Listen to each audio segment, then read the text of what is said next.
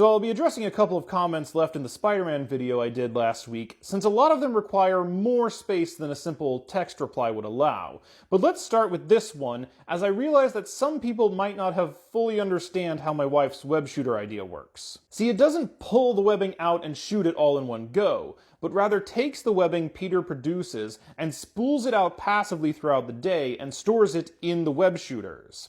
When activated, the web shooters will then fire the webbing at higher speeds than Peter's body could naturally produce. Now, as one commenter pointed out, there are one or two species of spider that can fire their webs similar to Spider-Man, though these are usually used to entangle prey rather than swing around. Considering, as also pointed out in the comments, Spider-Man is a composite of many spider species, these species could be used to justify biological webbing coming out at that speed.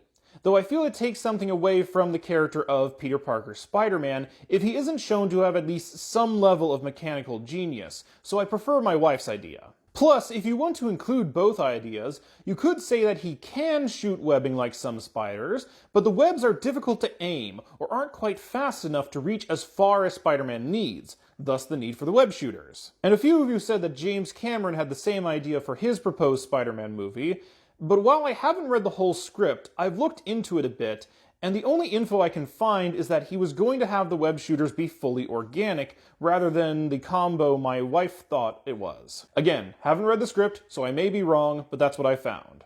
As for those who said it was in Spider-Man and His Amazing Friends, I'm not going to watch a whole show just to check. I am glad to see the wonderful support from my wife in the comments, though. She was very happy to receive so many compliments, and it's interesting to see how many people also thought or used to think that's the way it worked. And since that video did so well, maybe I'll talk sometime about how I think gamma radiation in Marvel Comics should be reworked. Let me know if you'd be interested, as Hulk is one of my favorite Marvel heroes.